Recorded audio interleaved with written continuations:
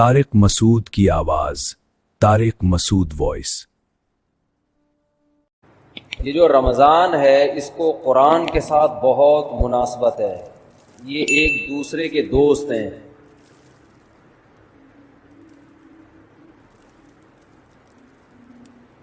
اسلام کے زندہ ہونے کی، اسلام کے برحق ہونے کی علامتوں میں سے ایک بہت بڑی علامت رمضان کا مہینہ ہے۔ کوئی بھی جھوٹی دعوت، کوئی بھی جھوٹا مذہب 1400 سال گزرنے کے بعد بھی اتنا زندہ اور اتنا ایکٹیو نہیں ہو سکتا جتنا اسلام ہے۔ پوری دنیا میں ایک ہلچل مچ جاتی ہے، پوری دنیا میں مسجدیں بھر جاتی ہیں، لوگ سحری اور افطاری کے انتظامات شروع کر دیتے ہیں، اور اللہ نے جو کتاب اپنے حبیب صلی اللہ علیہ وسلم پر نازل فرمائی اور یہ بتایا کہ یہ آخری کتاب ہے اور اس کی حفاظت میں خود کروں گا، تو اس کی حفاظت کرنے کے جو اللہ نے انتظامات کیے، ان انتظامات میں سے ایک انتظام تراویح کی نماز تھی۔ یہ وہ نماز ہے جو دوسرے مذاہب میں، آسمانی مذہبوں میں ہمیں نہیں ملتی، یہ وہ نماز ہے۔ اگر یہ تراویح کی نماز یہودیوں کے پاس ہوتی تو ان سے تورات ضائع بولیں نہ ہوتی، تورات ضائع ہے۔ جب موسیٰ علیہ السلام پہ تورات نازل ہوئی تھی، اسی وقت لوگ نماز میں اس کی تلاوت شروع کر دیتے اور پوری کتاب ختم کرتے جیسے ہم کرتے ہیں، تو اتنے لاکھوں اس کے حافظ پیدا ہو جاتے اور پڑھتے پڑھتے پڑھتے پڑھتے وہ آج اسی طرح ہوتی جیسے حضرت موسیٰ پر نازل ہوئی تھی۔ یار بھائی اس کو دن میں سیٹ کیا کرو، بیٹھ اس وقت نہ تجربے کیا کرو، جو بھی لایا ہے نا یہ آپ کی ذمہ داری ہے، یہ ان کی نہیں ہے۔ وہ ان کو لانے کیوں دیا آپ نے؟ یہ تو آپ زیادہ سمجھتے ہیں نا مائک کیسا ہونا چاہیے۔ اب یہ آدھا یہاں تک آ رہا ہے، تراویح میں بھی ٹینشن، وہ بیٹھے گا ہی نہیں، کیسے بیٹھے گا؟ یہ تو آپ کل صدر جائیں صبح اور لے کر آئیں، ٹھیک ہے نا؟ پورا رمضان ابھی یہی ٹینشن، وہ نہیں، وہ پھر مجھے وہ یاد آتے ہیں محرم میں لال کپڑا لگا دیا تھا نا، تو اس پر غصہ ہو رہے تھے، پھر مائک اٹھا کے پھینکا تھا انہوں نے۔ ویسا نہ مجھے بھی ایسے ہی کوئی ٹینشن ہو جائے رمضان کے شروع میں ہی۔ تو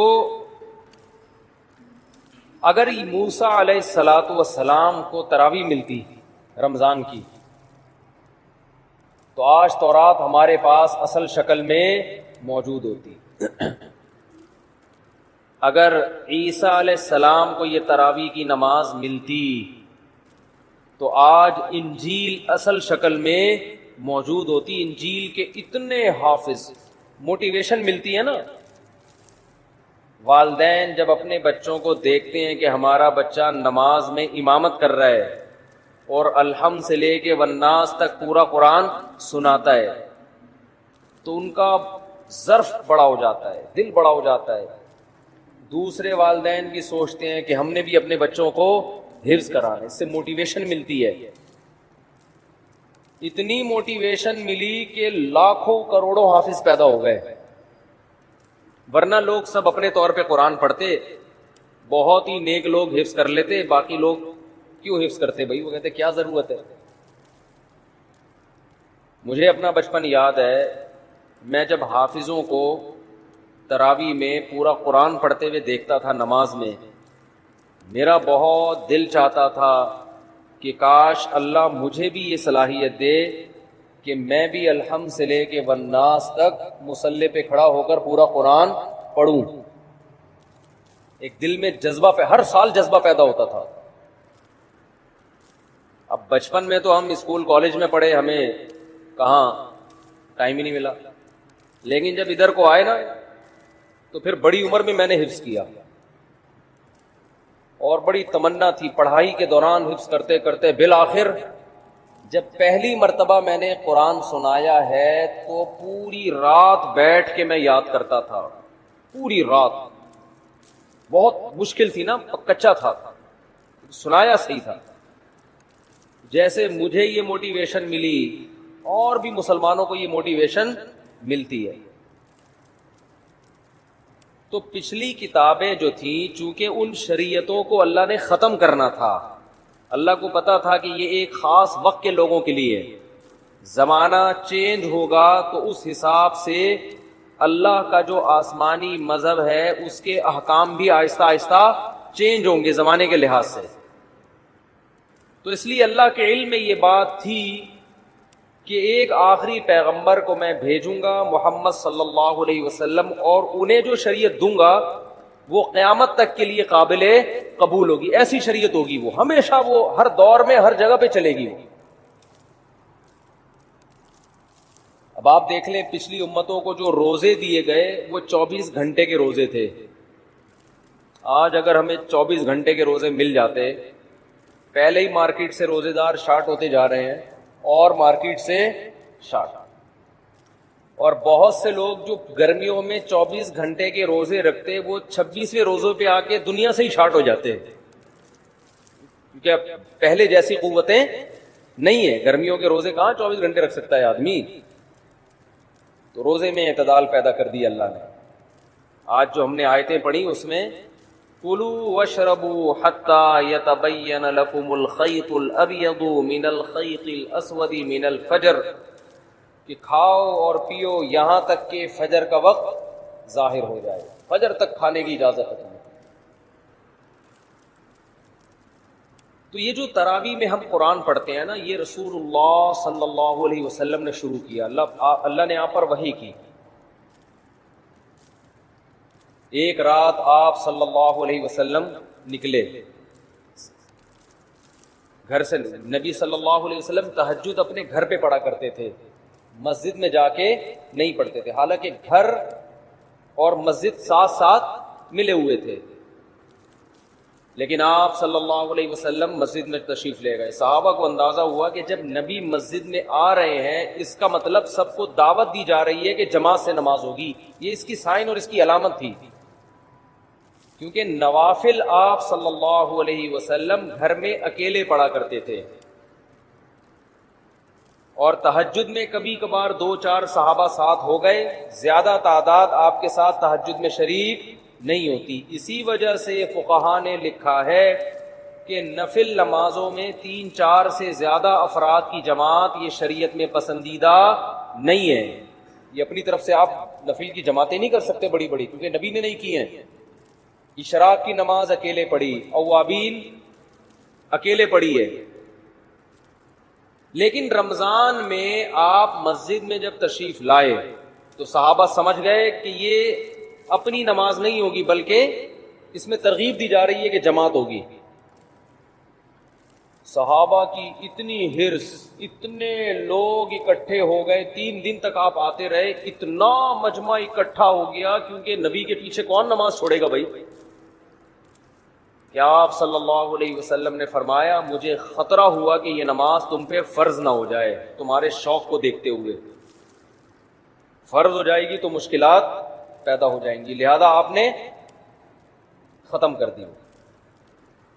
لیکن جو صحابہ جن میں تفقہ، جن میں بصیرت تھی، وہ سمجھ گئے کہ نبی چاہتے ہیں کہ یہ نماز لوگ پڑھیں، لیکن آپ اس کو 5 نمازوں کی طرح فرض کرنا نہیں چاہتے، لیکن چاہت ہے، ورنہ 3 دن بھی نہ پڑھتے نا. صحابہ نے دیکھ لیا کہ نبی کی یہ کیا ہے، بولو چاہت. اس لیے نبی صلی اللہ علیہ وسلم کے دنیا سے جانے کے بعد جیسے ہی رمضان کا چاند نظر آتا صحابہ مسجدوں کا رخ کرتے. حالانکہ تہجد صحابہ گھر میں پڑھا کرتے تھے، مسجدوں میں نہیں پڑھا کرتے، اور تہجد میں بڑی بڑی جماعتیں نہیں ہوتی تھیں. صحابہ سمجھ گئے کہ یہ نبی کیا چاہتے ہیں، اس نماز کو امت میں رائج کرنا چاہتے ہیں. اس وقت صحابہ نے اس کو الگ سے کوئی نام نہیں دیا تھا، الگ سے کوئی نام نہیں دیا تھا، بس قیام اللیل رات کی نماز ہے، رمضان میں جماعت سے ہوگی. ایسی صحابہ کرام کی حرص تھی اس نماز میں، کیونکہ بدعت نہیں تھی، کیونکہ دیکھ چکے تھے نا نبی کر چکے ہیں، کہ حضرت ابو بکر کے دور میں سب جماعتوں میں بٹے ہوئے ہوتے تھے. سارے صحابہ چونکہ حافظ نہیں تھے، حضرت ابو بکر، عمر، علی، عثمان، چاروں صحابہ رضی اللہ عنہم یہ حافظ تھے. ان کو مسجد میں جماعت سے پڑھنے کی ضرورت بولو نہیں تھی، کیونکہ تراویح کا بڑا مقصد ایک یہ ہے کہ جس کو قرآن یاد نہیں ہے وہ حافظ کے پیچھے قرآن سن کر اپنے قرآن کا دور مکمل کر لے. حضرت عمر یہ نماز گھر میں پڑھا کرتے تھے، اور علماء کہتے ہیں کہ جس کو قرآن یاد ہو اس کے لیے خود سے تراویح پڑھانا یہ کسی کے پیچھے پڑھنے سے بہتر ہے. سمجھ رہے ہیں کہ نہیں سمجھ رہے ہیں؟ نہیں یاری میرا خیال ہے بات سمجھ میں. ابھی تو آپ کے اچھے بھی سمجھیں گے انشاءاللہ. آواز گونج تو نہیں رہی نا؟ گونج رہی ہے، بہت گونج رہی ہے یار. کچھ کرو یار اللہ کا واسطہ، مجھے سمجھ میں نہیں آ رہی. رمضان آتے ہی ٹینشن اسٹارٹ. تو جو حافظ ہے نا، حافظ جو خود پورا قرآن پڑھ سکتا ہے، اسے چاہیے اپنی الگ جماعت کرائے، الگ جماعت، تاکہ اس کا قرآن کیا ہو جائے، پورا ریپیٹ ہو جائے. جو حافظ نہیں ہے وہ حافظ کے پیچھے پڑھیں. صحابہ یہی کیا کرتے تھے. نبی نے فرمایا نا 73 فرقوں میں سے جنتی کون ہے؟ جو میرے اور صحابہ کے طریقے پر. تو صحابہ کیا کرتے تھے. حضرت ابو بکر کے دور میں جس کو جو قاری اچھا لگتا کہ بھئی آپ زیادہ اچھا پڑھتے ہو، چلو بسم اللہ کرو، آگے کھڑے ہو، ہم آپ کے پیچھے نیت باندھتے ہیں. یہ رمضان کے علاوہ یہ کام نہیں ہوتا تھا. اگر رمضان کے علاوہ ہوتا نا، حضرت ابو بکر روکتے، بدعت کہہ کے روکتے، یہ تم نے کیا شروع کر دیا نیا کام. حضرت ابو بکر کے دور میں تراویح کی نمازیں ہوئیں، لیکن سب نے اخپل طریقے سے پڑھی. جماعتیں ہوئیں، ایک مسجد میں کئی جماعتیں ہوتی تھی. بھائی مجھے یہ والا قاری پسند ہے، اس کی آواز اچھی ہے، چلو بھائی آ جاؤ. مجھے وہ والا اچھا لگ رہا ہے، اس کی آواز اچھی ہے، چل بھائی میں اس کے پیچھے پڑھوں گا، آپ اس کے پیچھے پڑھیں. بعض لوگ اسپیڈ کو دیکھ رہے ہوتے ہیں، آواز کے بجائے کس کو دیکھتے ہیں؟ بھائی فلاں کی اسپیڈ تیز ہے، ہم اس کے پیچھے پڑھیں گے. امید ہے صحابہ تو یہ نہیں کرتے ہوں گے اسپیڈ، ٹھیک ہے نا، وہ کون زیادہ اچھا پڑھتا تھا. تو حضرت ابو بکر کے دور میں جتھوں کی شکل میں کئی جماعتیں مسجد میں ہو رہی ہیں. یہ رمضان کے علاوہ نہیں ہوتی تھی، ہوتی تو روکتے ان کو نا حضرت عمر کے بھی، کیا بدعت شروع کر دی ہے. لیکن حضرت ابو بکر نے ان کو روکا نہیں، کیونکہ جانتے تھے کہ نبی سے یہ ثابت ہے. حضرت عمر رضی اللہ تعالی عنہ کا دور آیا. آپ رمضان میں مسجد میں آئے رات کے وقت، دیکھا کوئی ادھر نماز پڑھ رہا ہے جماعت سے، کوئی ادھر پڑھ رہا ہے، کوئی ادھر پڑھ رہا ہے، ایک رونق مسجد میں. حضرت عمر نے فرمایا کہ یہ ایک امام کے پیچھے جمع ہو جائیں تو کتنا اچھا ہو. ہر آدمی اخپل طریقے سے کیوں پڑھ رہا ہے بھائی؟ مسجد میں کیا ہونا چاہیے؟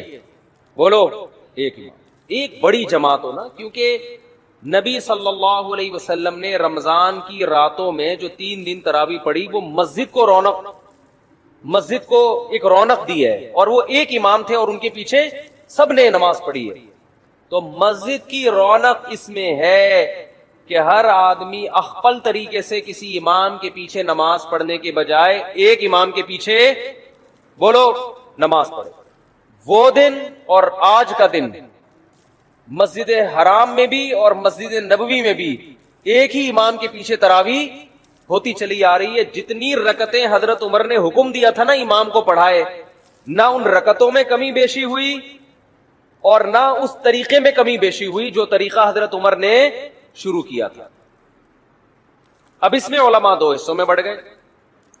بعض علماء نے کہا کہ حضرت عمر رضی اللہ تعالی عنہ نے جو ایک امام کے پیچھے لوگوں کو جمع کیا تو اصل حکم یہ نہیں تھا، اصل یہ تھا کہ ہر آدمی اپنی الگ جماعت کرا سکتا ہے. لہذا ان علماء نے کہا، جیسے کہ بعض سعودی عرب کے علماء کی رائے ہے کہ آج بھی تراویح میں مسجد میں 2 جماعتیں جائز ہیں.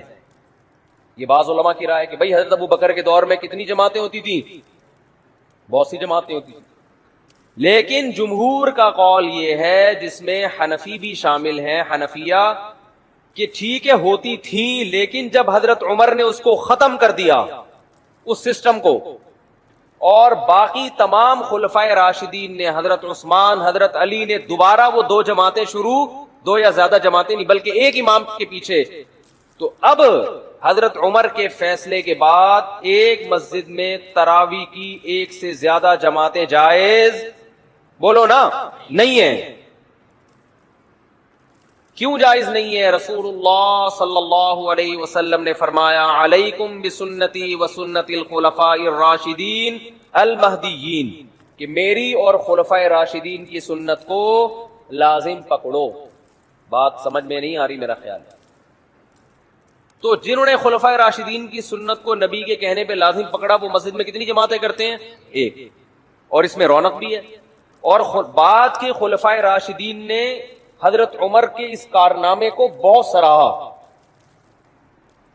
حضرت علی رضی اللہ تعالی عنہ ایک دفعہ مسجد نبوی میں نکلے رمضان میں، دیکھا ایک امام کے پیچھے لوگ تراویح پڑھ رہے ہیں، فرمایا اللہ عمر کی قبر کو نور سے بھر دے، او کما قال، کہ اس نے ہماری مسجدوں کو رونق بخش دی۔ مجمع بڑا ہو گیا نا تو اس میں مسجد میں کیا ہوتی ہے؟ رونق۔ ہر آدمی اخپل طریقے سے پڑھ رہا ہو، دو ادھر پڑھ رہے ہو، دو ادھر، ان کی آوازیں بھی آپس میں کیا ہوں گی؟ ٹکرائیں گی، پھر لوگوں میں بحث بھی ہوگی، وہ والا زیادہ اچھا پڑھ رہا ہے، وہ اس کی سپیڈ بہت تیز ہے، آ جاؤ ادھر آ جا، ہوتا ہے نا ایسے۔ ہمارے یہاں تو یہ پڑھنا شروع ہو جاتا ہے نا، ابے وہ آدھے گھنٹے میں ایسے پورا اسپیڈ سے بھاگا ہے، تو ابھی کیا کر رہا ہے؟ مسجدوں میں نا یہ مقابلے ہوتے ہیں، تمہارے یہاں تراویح کتنے بجے ختم ہوتی ہے؟ تو 10 بجے۔ ابے تمہارے یہاں 10، ہمارے یہاں تو 9:45 پہ ختم ہو جاتی ہے۔ ایسا فخر کرتے ہیں جیسے 15 منٹ بچا کے پتہ نہیں یہ کیا کوئی بزنس کریں گے، کروڑوں روپے کمائیں گے اس میں۔ تو بہت صحابہ کرام مسجدوں کو کیا کر دیا کرتے تھے؟ بھر دیا۔ انہوں نے نام نہیں دیا اس کو تراویح کا، لیکن وہ یہ جانتے تھے کہ یہ ایک ایسی نماز ہے جو رمضان کے ساتھ خاص ہے، اس اسٹائل میں ہوگی، اتنی رکعتیں ہوں گی۔ پھر بعد میں اسلاف نے اس کو تراویح کا نام دے دیا کہ بھئی الگ نام دے دو۔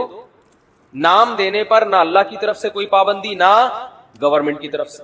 نام کیوں دیا تراویح کا وہ میں بیانات میں بہت دفعہ بتاتا رہتا ہوں۔ ترویحہ 4 رکعتوں کے بعد ان کی عادت تھی تھوڑا آرام کرنے کی، تو 4 رکعتوں کو ایک ترویحہ کہا، اور تراویح کئی دفعہ 4 رکعتیں، اس لیے 8 رکعتوں پر تو یہ لفظ بیٹھتا ہی نہیں ہے۔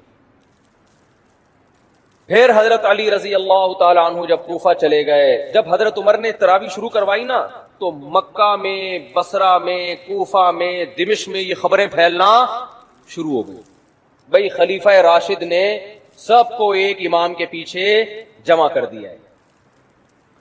پوری دنیا میں صحابہ جہاں جہاں بھی گئے رمضان میں سارے مسجدوں میں آ کے جماعت سے نماز شروع کرتے۔ حضرت علی رضی اللہ تعالی عنہ رمضان کا چاند نظر آتے ہی کوفہ میں اپنے گھر والوں کو بھی، بچوں کو بھی، اپنے ازواج کو بھی، عورتوں کو بھی لے کے مسجد میں آیا کرتے تھے، ان کے شاگرد بھی، صحابہ بھی یہ کیا کرتے تھے۔ حالانکہ عام طور پر صحابہ کرام خواتین کو مسجد میں نماز پڑھنے کی ترغیب بولو نہیں دیتے، کیونکہ یہ جائز تھا مگر ترغیب نہیں تھی اس کی کہ مسجد میں آئے۔ ترغیب یہی تھی کہ وہ جماعت سے نماز مسجد میں پڑھنے کے بجائے کہاں نماز پڑھیں؟ گھر میں۔ لیکن ہم اسلاف میں یہ دیکھتے ہیں کہ تراویح کی نمازوں میں اسلاف میں ہمیں یہ عمل ملتا ہے کہ وہ اپنی عورتوں کو بھی مسجد میں لایا کرتے تھے۔ بعض لوگ اس پر اشکال کرتے ہیں، عورتوں کے ساتھ بچے بھی ہوتے ہیں، وہ شور کرتے ہیں، وہ یوں کرتے ہیں، آج بھی کچھ شکایتیں آئی ہیں۔ انتظامیہ کا جو بھی فیصلہ ہوگا وہ آپ کو کل سنا دیا جائے گا کہ خواتین کو لانے کی یہاں اجازت ہے یا نہیں ہے، وہ انتظامیہ کے کندھے پہ رکھ کے میں بندوق چلاؤں گا۔ ان کا کہنا یہ ہے کہ بھئی وہ عورتوں کے ساتھ بچے آتے ہیں، شور کرتے ہیں، تو لہذا وہ کل نہ آئیں خواتین۔ ہمارے یہاں تو آج تراویح میں آئی ہیں نا، تو کل سے نہ آئیں، انتظامیہ کا یہ قول ہے، ٹھیک ہے نا۔ تو مجھ سے مشورہ نہیں لیا، میں اپنا مشورہ دے دیتا، میں اپنی رائے تھوپتا نہیں، میں مشورہ یہ دیتا کہ نبی صلی اللہ علیہ وسلم کے دور میں جو خواتین مسجد میں نماز پڑھنے آتی تھی تو بچے بھی گود میں ہوتے تھے، وہ روتے بھی تھے، اور آپ صلی اللہ علیہ وسلم ان بچوں کی وجہ سے ان خواتین کو ڈانٹ کے بھگاتے نہیں تھے، بلکہ ان بچوں کی رعایت میں نماز مختصر کر دیتے تھے تاکہ ماں کو تکلیف نہ ہو، کیونکہ عورت اور بچہ یہ ساتھ ساتھ ہیں۔ اب ان کو آپ یا تو بالکل محروم کر دو یا ان کو یہ کہو کہ بچے پیدا کرنا چھوڑ دیں تاکہ عبادت آرام سے ہو سکے۔ اسلام یہ کہتا ہے بھئی عبادت بھی ہوگی اور گود میں بچہ بھی ہوگا, مردوں نے برداشت کرنا ہے. نہیں یاری بات میرا خیال ہے. آپ بھی کسی کے بچے تھے کہ نہیں تھے؟ آپ کو بھی تو آپ کی اماں نے برداشت کیا کہ نہیں کیا گودوں میں اٹھا اٹھا کے؟ اس وقت آپ کی اماں عیدی سینٹر میں جمع کرا کے آتی, کم بخت نہ تراویح پڑھنے دیتا ہے, ٹھیک ہے نا, نہ کچھ کام کرنے دیتا ہے. جیسے آپ کی اماں آپ کو گود میں اٹھا کے آتی ہوگی, نماز پڑھتی ہوگی, آپ روتے تھے, تو علماء نے کبھی آپ کی اماں کو یہ فتویٰ نہیں دیا ہوگا یہ جو وسیم تم نے گود میں اٹھایا ہوا ہے اس کو عیدی سینٹر میں جمع کرا دو. سب نے یہی فتویٰ دیا کہ اسی کو گود میں لے کے نماز آپ نے پڑھنی ہے, یہ روئے گا تو ہم آپ کی رعایت کریں گے.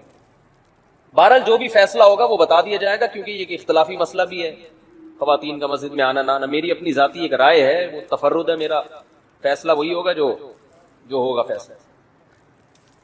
تو حضرت عمر رضی اللہ تعالی عنہ نے جو شروع کیا, مسجدیں کو رونق بخش دی, اور حضرت نبی صلی اللہ علیہ وسلم حضرت جبریل کے ساتھ تراویح میں, جبریل کے ساتھ رمضان میں قرآن کا دور کیا کرتے تھے تاکہ قرآن آپ کو یاد رہے.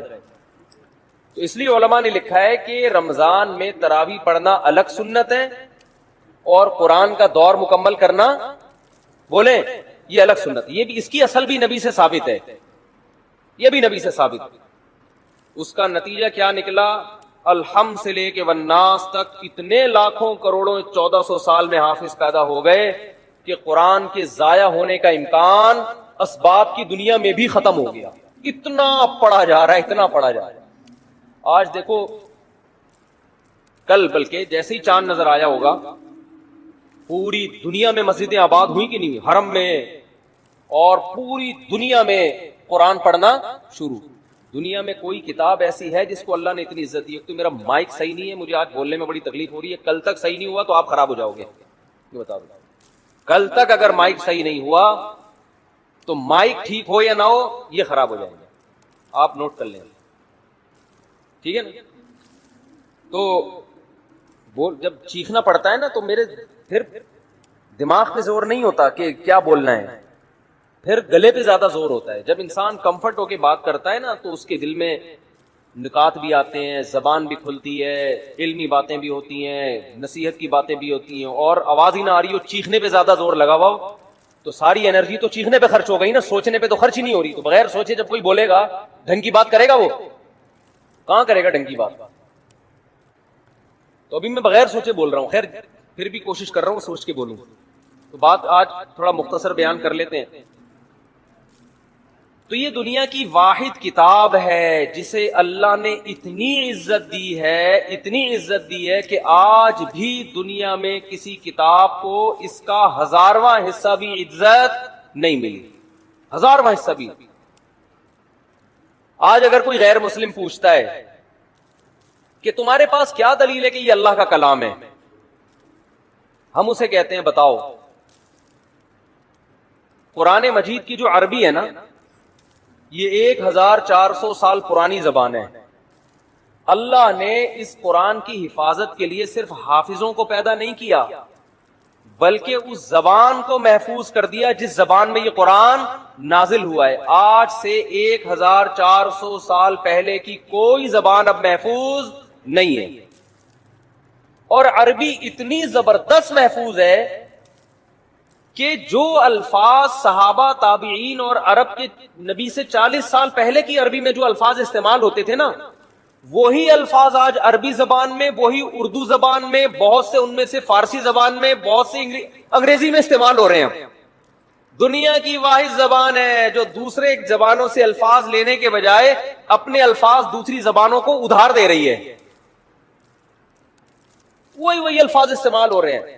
1400 سال پہلے, بلکہ اس سے بھی پہلے, عربی میں پانی کو ماں کہا جاتا تھا. آج بھی کیا کہا جاتا ہے؟ ماں.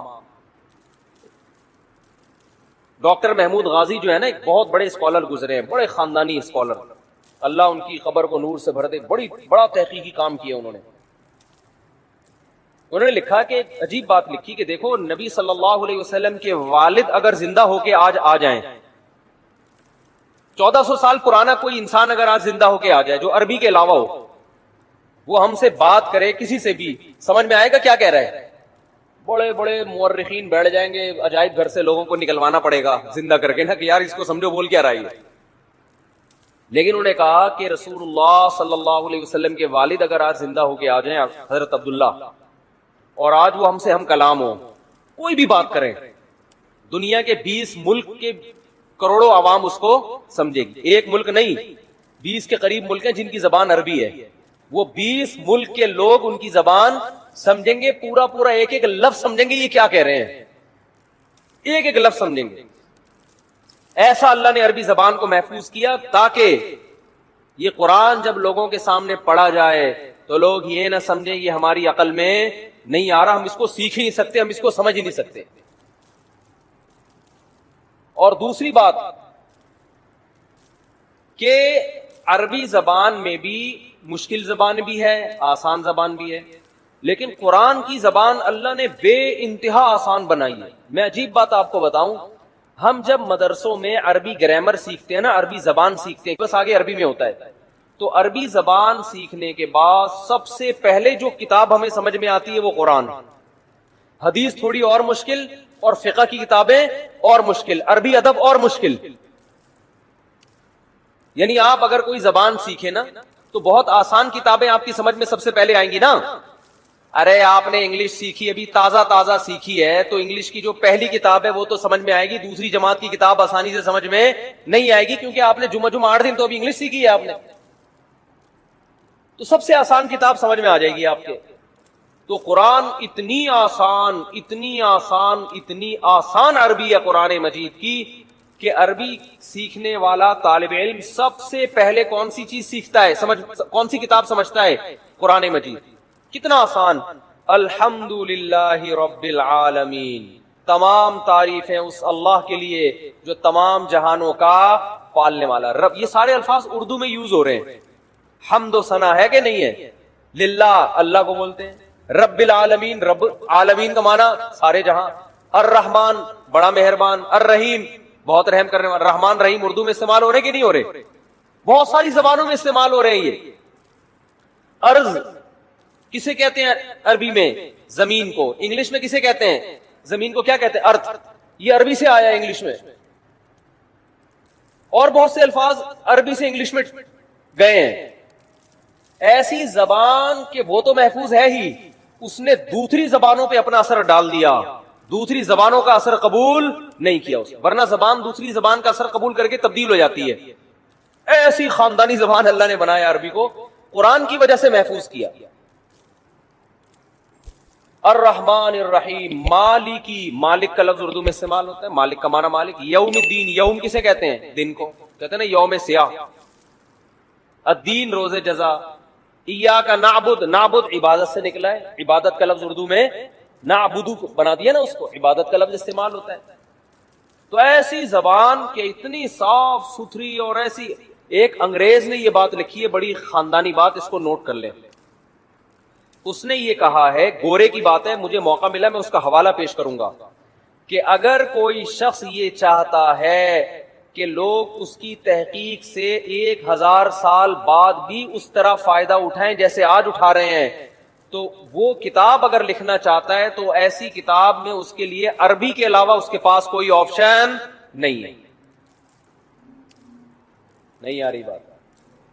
یعنی آپ یہ چاہتے ہیں نا کہ آپ کی کتاب 1000 سال بعد بھی لوگ سمجھیں, تو عربی زبان کے علاوہ کسی اور کتاب میں آپ ایسی کتاب, کسی اور زبان میں آپ ایسی کتاب نہیں لکھ سکتے. اور یہ بالکل صحیح کہا انگریز نے. اس نے یہ بات کی ہے کہ عربی میں 1000 سال پہلے کی جو کتابیں ہیں نا, جو لکھی گئی ہیں, 1200 سال پہلے جو کتابیں لکھی گئی ہیں, چاہے وہ سائنس کے موضوع پر ہوں, چاہے وہ دین کے موضوع پر ہوں, چاہے وہ فزکس کے موضوع پر ہو, جو مسلمان سائنسدان ہیں. البیرونی نہیں تھا فلکیات, ماہر فلکیات تھا 800 سال پہلے البیرونی. اس نے کرو ٹریگنومیٹری کی بنیاد رکھی ہے. جتنی کرو ٹریگنومیٹری ہے نا آج گورے جو استعمال کرتے ہیں, یہ ساری البیرونی سائنسدان کی ایکویشنز ہیں. تو ہمارے شیخ حضرت مفتی رشید احمد صاحب نے البیرونی کی کتابیں پڑھ کے کرو ٹریگنومیٹری سیکھی ہے, اور پوری کیلکولیشن کرنا, یہاں بیٹھے بیٹھے قبلہ کہاں ہے, اور جو کرو ٹریگنومیٹری بہت مشکل ہوتی ہے اس کی ایکویشنز. تو وہ 700 سال پہلے کے سائنسدان کی کتاب پڑھ کے انہوں نے عربی وہ ٹریگنومیٹری سیکھی ہے. لیکن 700 سال پہلے انگلش میں لکھی ہوئی کوئی کتاب آج سمجھ میں آ سکتی ہے کیا؟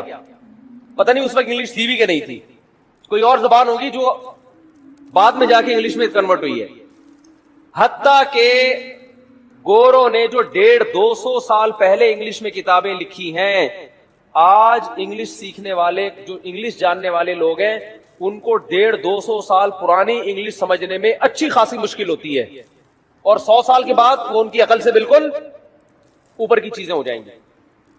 کیا خاندانی زبان ہے یار. اس نے کہا کہ بھائی آپ نے عربی میں جو 1000 سال پہلے کی کتابیں، ہم قدوری جو پڑھتے ہیں نا فقہ کی کتاب، وہ تقریباً 1100 سال پرانی کتاب ہے، لیکن طالب علم بڑے آرام سے پڑھتا ہے.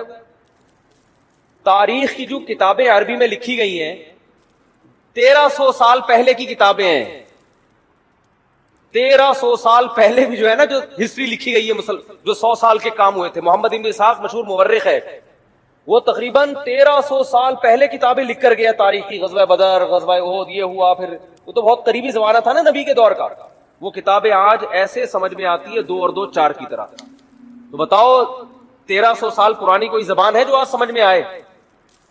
تو اس انگریز نے لکھا کہ عربی وہ واحد زبان ہے کہ آپ اگر اپنی سائنسی تحقیقات عربی میں لکھیں گے تو آپ کی ان تحقیقات سے 1000 سال بعد بھی فائدہ اٹھایا جا سکے گا.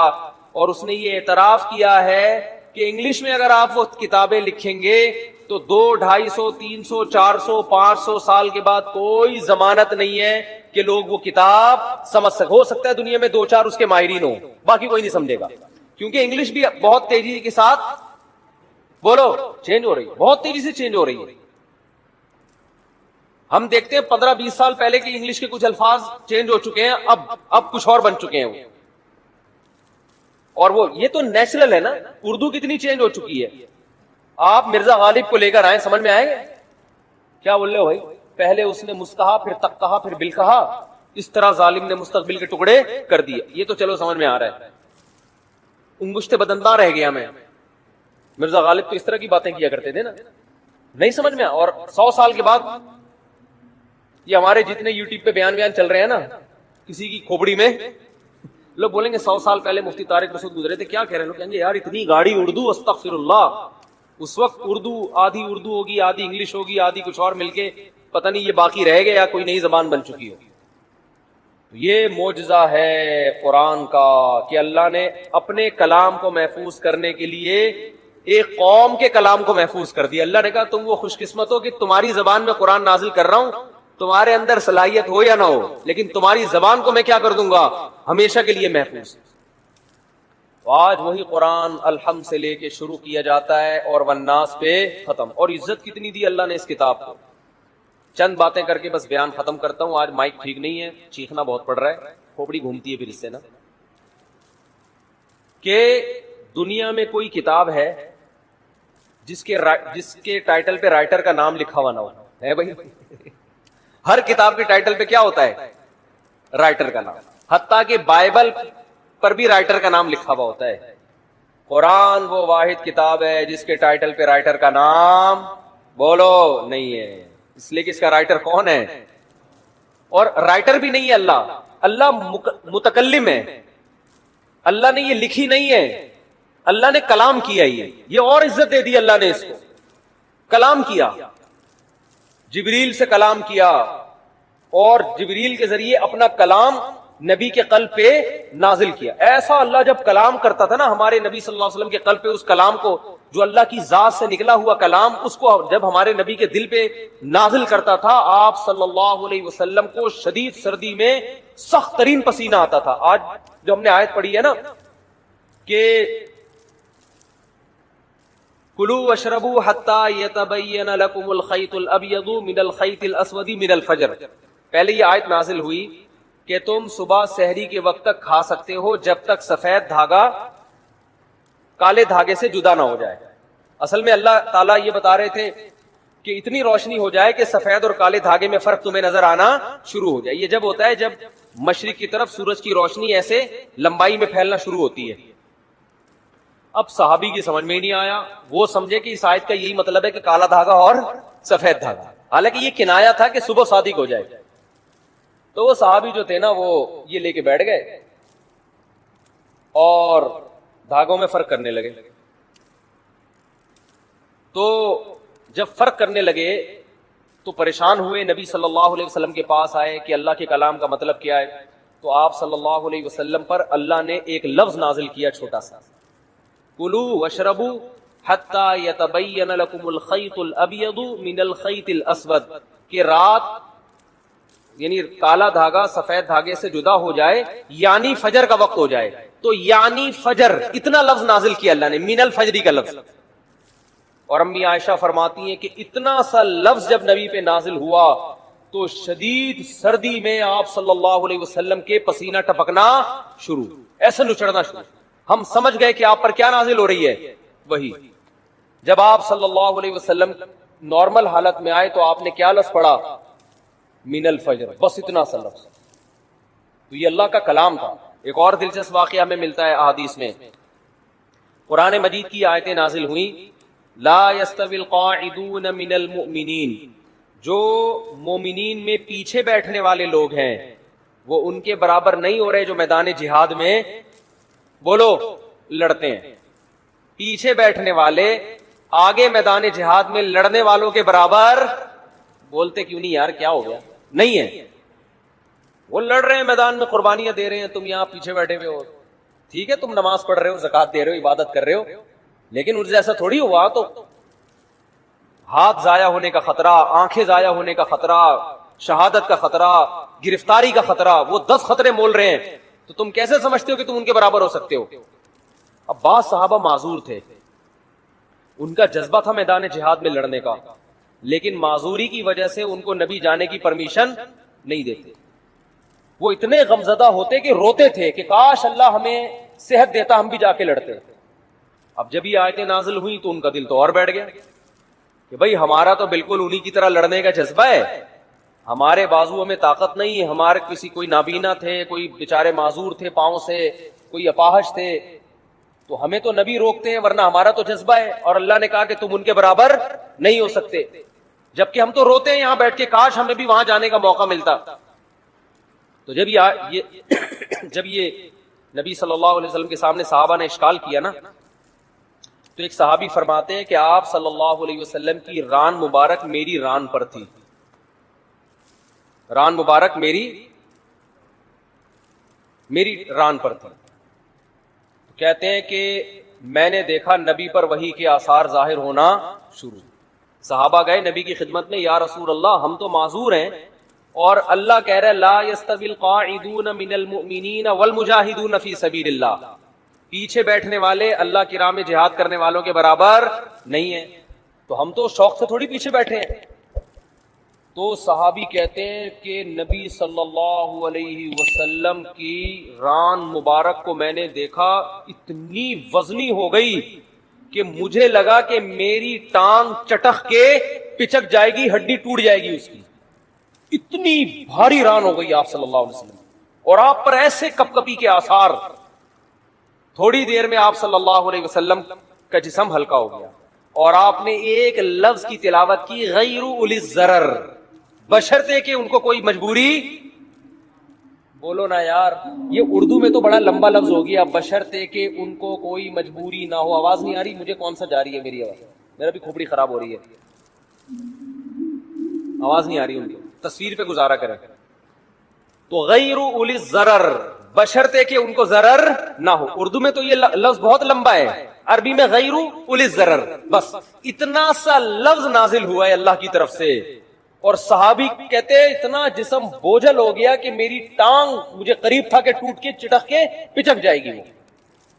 اور ایسے آپ صلی اللہ علیہ وسلم کے پسینہ نچڑنے لگا. جہاں میں یہ سوچتا تھا کہ جب اللہ نے یہ نازل کرنا ہی تھا ہے بھائی کہ جو پیچھے بیٹھنے والے لوگ ہیں وہ آگے جانے والوں کے برابر نہیں ہے, بشرطے کہ ان کو کوئی معذوری نہ ہو, تو پہلے ہی نازل کر دیتا.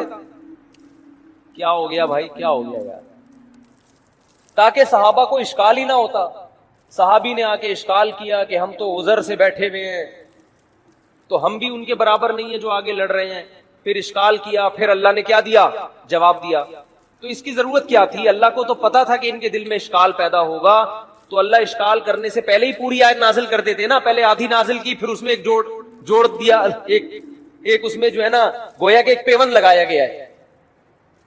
تو اصل میں یہ حکمت تھی قرآن کی حقانیت، قرآن کی حقانیت کہ نبی اپنی طرف سے ایک لفظ کا بھی اس میں اضافہ نہیں کر سکتے، ورنہ نبی اس کی تشریح کر دیتے نا کہ بھائی تم جو میرے پاس آئے ہو اور یہ پوچھ رہے ہو کہ پیچھے بیٹھنے والے آگے بیٹھنے والوں کے برابر نہیں ہیں، تو میں نے اللہ سے پوچھا، اللہ نے مجھے بتا دیا ہے. میرا وہی تو ویسے بھی آتی تھی نا جس کو حدیث کہا جاتا ہے، یہ بھی تو اللہ سے پوچھ کے ہی باتیں کرتے تھے آپ صلی اللہ علیہ وسلم. تو میں نے اللہ سے پوچھا، اللہ نے بتایا کہ اس میں خود بخود یہ شرط لگی ہوئی ہے کہ بشرطے کہ کوئی عذر نہ ہو، یہ بتا دیتے. لیکن نہیں، اللہ نے یہ ثابت کرنا تھا کہ اس میں نبی اپنی طرف سے کوئی ایڈیشن بولو نہیں کر سکتے، اور صحابہ کو یہ بھی دکھانا تھا کہ یہ نبی کے اپنے الفاظ نہیں ہیں، یہ آسمان سے نازل ہوئے ہیں. اپنے الفاظ میں انسان کی یہ کیفیت نہیں ہوتی، یہ واقعی من جانب اللہ الفاظ نازل ہو رہے ہیں کہ ایک لفظ نے اتنا بوجھل بنا دیا کہ آج تم نے اپنی آنکھوں سے دیکھ لیا کہ تمہاری ٹانگ ٹوٹ کے ہلاک ہونے والی تھی. اس کا مطلب یہ ایک لفظ کا بوجھ ہے جو اللہ کی ذات سے نکلا اور پیغمبر کے قلب پہ نازل ہوا، تاکہ صحابہ کو اور اطمینان ہو جائے کہ یہ ان کا کلام نہیں ہے. اپنے کلام کے وقت یہ کیفیت تھوڑی ہوتی ہے انسان کی. تو ایسا اللہ نے حفاظت کا وعدہ کیا، اور کیسی عزت دی اللہ نے. کتاب پہ ٹائٹل پہ مؤلف کا نام بولو نہیں، تعارف کیا ہو رہا ہے؟ کتاب میں انٹروڈکشن ہوتا ہے نا شروع میں، یہ کتاب فلاں سن میں لکھی گئی ہے، ایک حادثہ ہوا تھا اس کے نتیجے میں ہم نے یہ لکھی. قرآن اپنے آپ کو انٹروڈیوس کیا کرواتا ہے؟ ذالک الکتاب، اے لوگو یہ کتاب ہے. کیا انداز ہے نا کتاب شروع ہونے کا، اے لوگو یہ کتاب لا ریب فیہ، اس میں کوئی شک نہیں ہے کہ یہ کس کی طرف سے ہے؟ اللہ کی طرف سے. اے اللہ یہ لکھی کیوں گئی ہے، یہ نازل کیوں کی گئی ہے؟ ہدن، یہ تمہیں گائیڈ کرے گی صحیح کیا ہے اور بولو غلط کیا. یعنی پہلے جملے میں ہی بتا دیا کہ اس جیسی دنیا میں کوئی کتاب ہے نہیں، کیونکہ گائیڈنس قرآن کے علاوہ کوئی کتاب کرتی نہیں ہے. آپ کہو یار بہت ساری کتابیں گائیڈ کرتی ہیں، فزکس کی کتابیں ہمیں بتاتی ہیں کہ کتنے کلومیٹر فی گھنٹہ کی رفتار سے اگر کتا آپ کے پیچھے دوڑے گا تو کتنی دیر میں آپ کو پکڑ لے گا. یہی ہوتا ہے نا، اتنی کلومیٹر سے آپ دوڑو گے تو اتنی دور میں وہاں پہنچ جاؤ گے، یہ ہو جائے گا وغیرہ وغیرہ. تو بہت زبردست گائیڈ کرتی ہیں.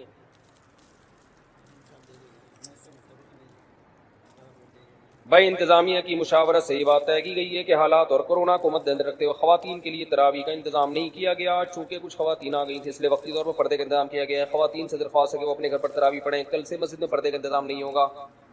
چلو ٹھیک ہے، سنا دی ہم نے بھائی اعلان.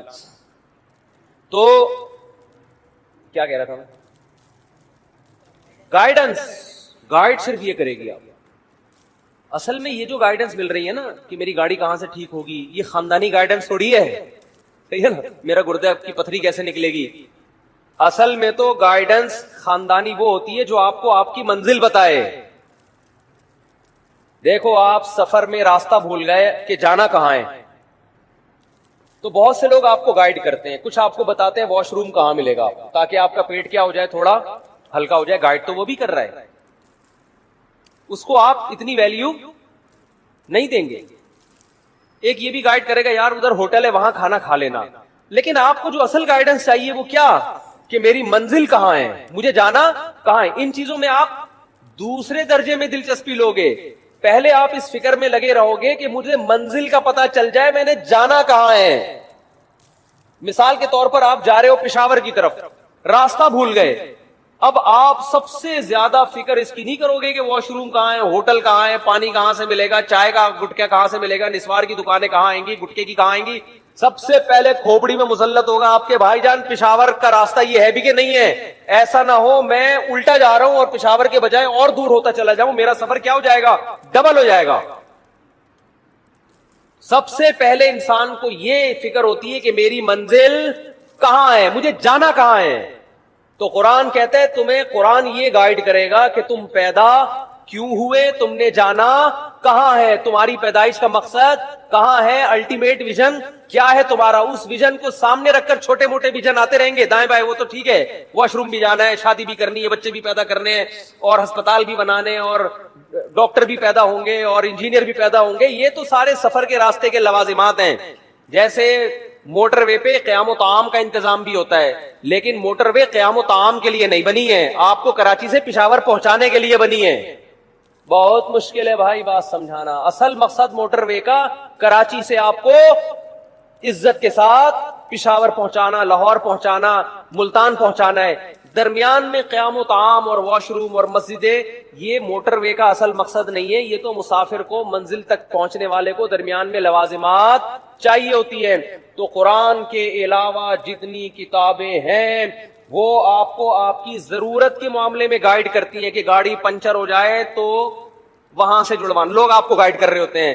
میکینک اس کے وہاں سے ملیں گے, انجن آئل کتنے دن میں تبدیل ہوگا, آپ کا اپنے پھیپھڑے کب خراب ہوں گے, کورونا سے کیسے بچنا ہے, ویکسین آ گئی ہے کہ نہیں آ گئی ہے. یہ قیام و طعام ہے درمیان میں, ٹھیک ہے نا. قرآن آپ کو بتائے گا کہ جس زندگی کی موٹر وے پہ تم چل رہے ہو تو اس موٹر وے میں تمہارا اصل ہدف کہاں ہے, اور کتنے کلومیٹر کے بعد تم نے دائیں مڑنا ہے, اور کتنے کلومیٹر کے بعد تم نے بائیں مڑنا ہے. بہت مشکل ہے ماموں بات سمجھانا. آج کل ہم جب چھوٹے بچے تھے نا, تو جب بات سمجھ میں آئی تھی اس کو ماموں کہتے تھے. ہم کیا کہتے تھے اس کو, ماموں. ماموں بات سمجھ لیا, سمجھا. ماموں اس لیے کہ پیار سے نا, کہ تجھے بڑا بھی بنا رہا ہوں میں. بڑا ماموں بڑے ہوتے ہیں نا, اور ننیال کا رشتہ ذرا محبت والا ہوتا ہے, چاچو تھوڑے سے سخت ہوتے ہیں نا, ددیال والا ہوتا. تو ماموں کا مطلب ہوتا ہے کہ اب تمیز سے بات انشاءاللہ سمجھ میں آئے گی. تو قرآن نے انٹروڈکشن کروایا, ہدن, یہ کیا ہے, یہ گائیڈنس.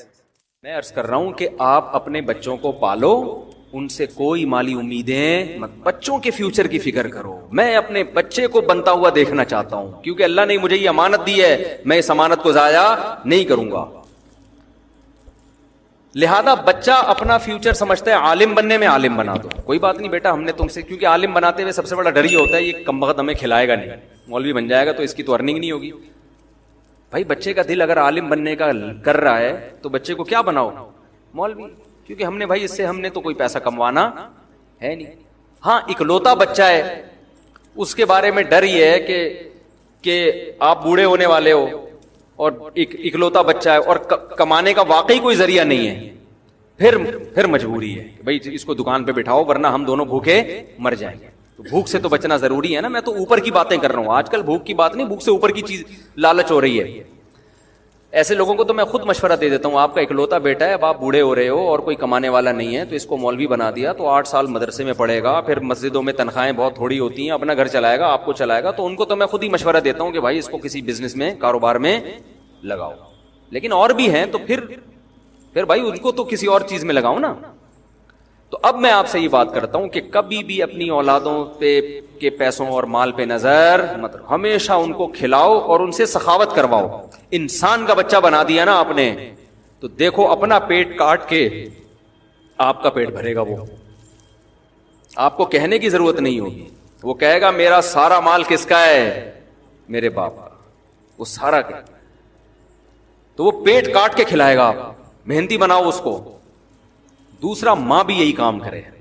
بھائی ہم نے بچے کا فیوچر دیکھنا ہے. اور ایک بات میں ماؤں سے یہ کہتا ہوں کہ دیکھو تمہارا میاں جتنا بھی آڑا ترچا ہے نا, تھوڑا بہت ظلم تو کر رہا ہے, بچوں کے سامنے کبھی بھی باپ اور بچوں کی لڑائی ہو یا کوئی اختلاف ہو تو اولاد کو فیور نہ کیا کرو. جو خواتین میرا بیان نہیں سن رہی وہ کیا کرتی ہیں کہ شروع میں تو شوہر کی ضرورت ہے, جوان شوہر ہے, کما کے کھلا رہا ہے, شوہر سے بنا کے رکھتی ہیں, طلاق بھی نہیں لیتی, خلا بھی نہیں لیتی. بھائی پیسہ آ رہا ہے, کیا کرو, آنے دو. جب بیٹے جوان ہو گئے اور یہ کم وقت ہو گیا بڈھا, کم وقت میں بڈھا تو ہونا ہی ہے نا, اب یہ کسی کام کا نہیں ہے, اب اس کی ضرورت بھی نہیں ہے, بیٹے بھی جوان ہو گئے, بچیاں بھی بڑی ہو گئیں. اب ماں بچوں کے ساتھ مل کے طبیعت سے دھوتی ہے اپنے شوہر کو, اور پھر میرے پاس بھی شکایتیں کر رہی ہوتی ہیں, ہائے ہائے ہائے ہائے میں تو خلا لینا چاہتی ہوں, میں تو طلاق لینا چاہتی ہوں ایکچولی ان سے. میں کہتا ہوں پھر پہلے لے لیتی. بھائی مجبور تھی, میں کیا کرتی, میں مجبوری میں نہیں لے سکتی تھی, میں چھوٹے چھوٹے بچے تھے, میں کہاں لے کے جاتی. تو میں کہتا ہوں اس کا مطلب مجبوری نے میں اس نے سہارا دیا نا آپ کو, اسی وجہ سے تو نہیں لی کہ میں لاوارث ہو جاؤں گی. شیلٹر دیا نا اس نے, تو اس کا احسان مانو نا کہ اس نے شیلٹر دیا. اس سے اس وقت طلاق لیتی, روڈ پہ آ جاتی, بچوں کو لے کے کہاں جاتی. اس نے نہیں دی, شیلٹر دیا. اب اس شیلٹر کے احسان کا تقاضا یہ ہے کہ اس بڈھے کو برداشت کرو. نہیں یہی بات سمجھ میں. تو غیرت مند, یہ میں نے بغیرتوں کا واقعہ سنایا نا, اب غیرت کا بھی سنو. ایک میں نے بغیرت واقعہ سنایا نا کہ ابا کی جائیدادوں پہ نظر, اور اپنے شیخ کا واقعہ سنایا کہ وہ سچی ابا بھی روحانی ابا ہیں, اور ان سے کہہ رہے ہیں کہ میں چاہتا ہوں میرا سارا خرچہ کون اٹھائے, آپ اٹھائیں, میں آپ سے ہی مانگا کروں, مجھے آپ سے مانگنے میں مزہ آتا ہے. یہ اعلیٰ درجے کی غیرت کی مثال ہو گئی. آپ اتنا نہیں جا سکتے, بیچ میں آ جائیں, کسی کھانچے میں آ جائیں.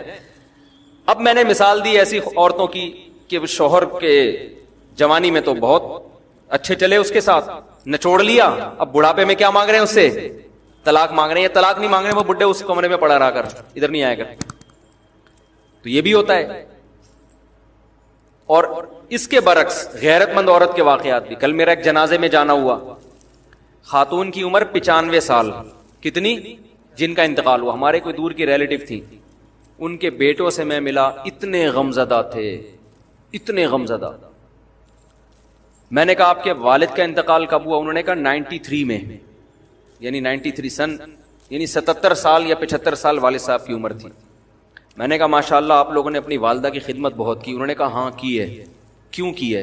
کہہ رہے ہیں ہمارے والد 10 سال سے بستر پہ تھے, فالج تھا, اور میری ماں کی پیشانی پر ایک دن بھی لکیر بولو نہیں آئی. ایسی میری ماں نے میرے باپ کی خدمت کی ہے نا, اس کے بعد سے پھر ہم نے بھی کیا کیا, اپنی ماں کی خدمت میں کوئی کسر. سمجھ میں نہیں آ رہی بات؟ یہ جو مائیں بچوں کو باپ کے خلاف ورغلا رہی ہوتی ہیں, یہ سمجھتی ہیں کہ پھر بڑھاپے میں بچے ہماری خدمت کریں گے. نہ وہ باپ کے رہتے ہیں نہ وہ ماں کے رہتے ہیں.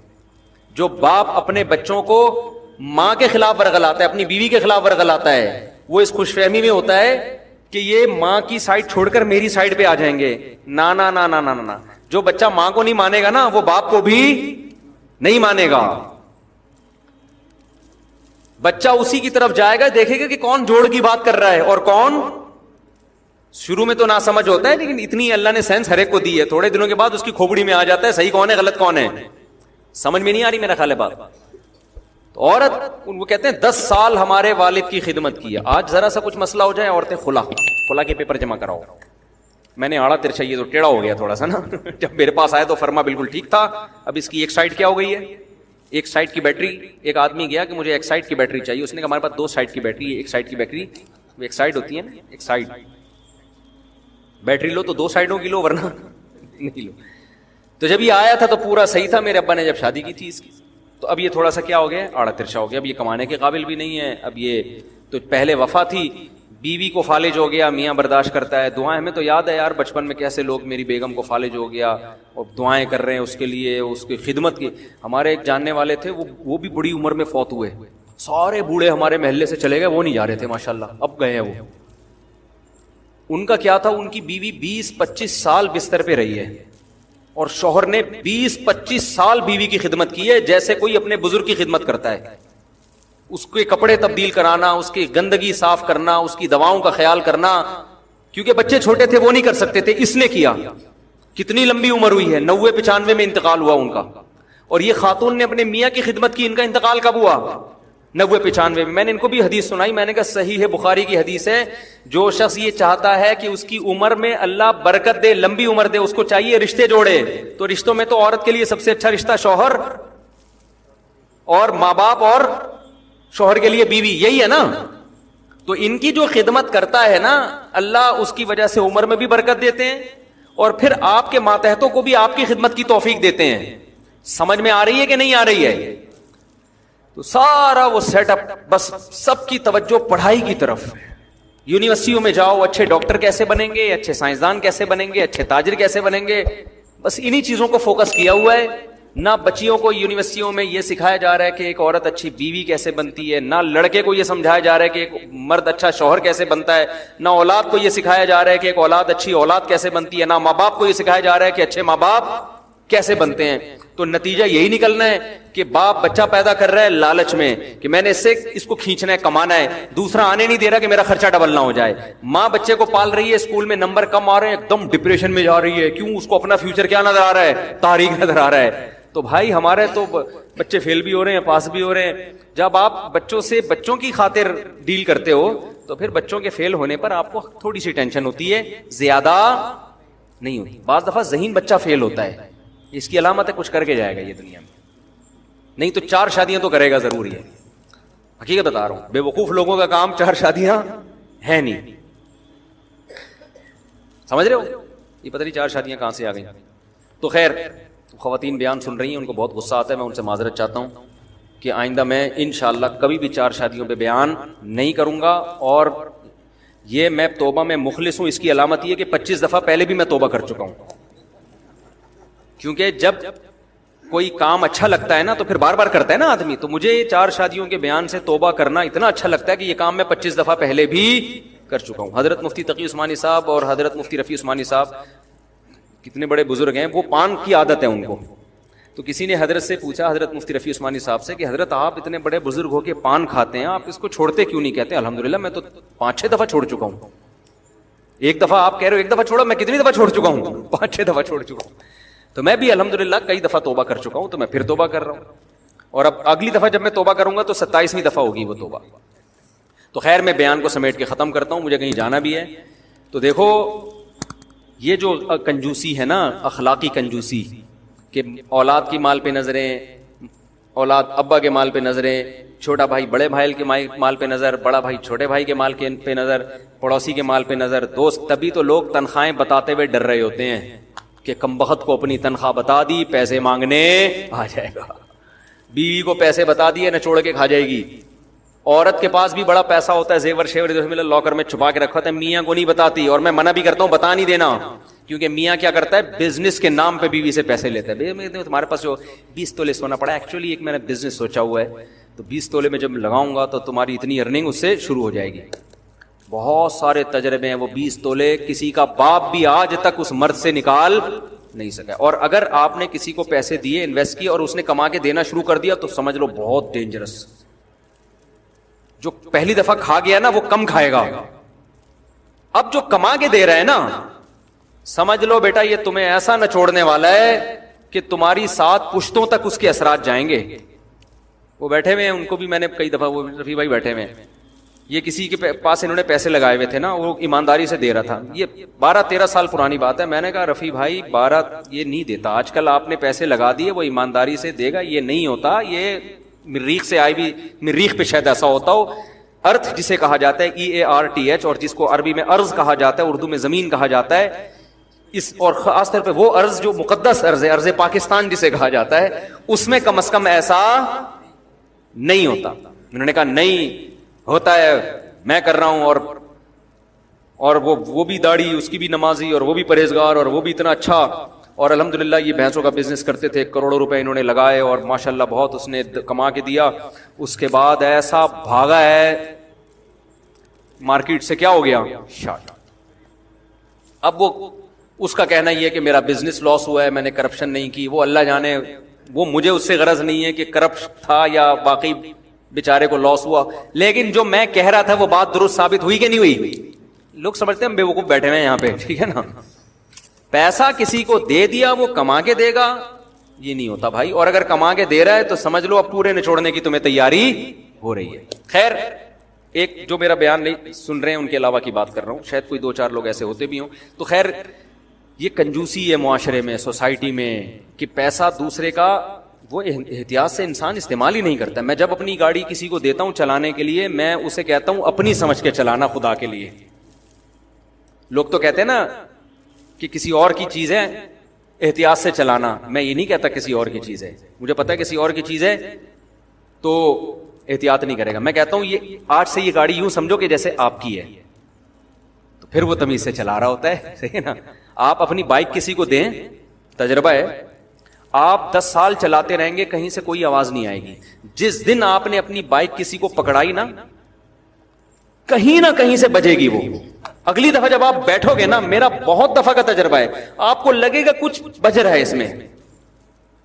کیا بج رہا ہے؟ کچھ بھی نہیں ہوگا تو چین کور ہل رہا ہوگا، پتہ نہیں کیا کرتے ہیں یار، سمجھ سے بالا تر ہے.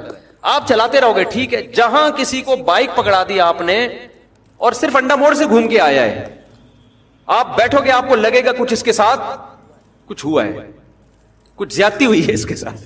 ٹھیک ہے, امانت نہیں ہے بھائی.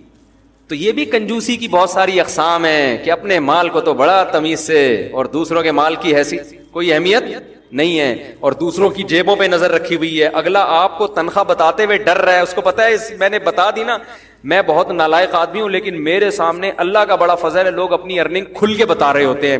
ان کو پتا ہے مولوی صاحب ہم سے چندہ نہیں مانگے.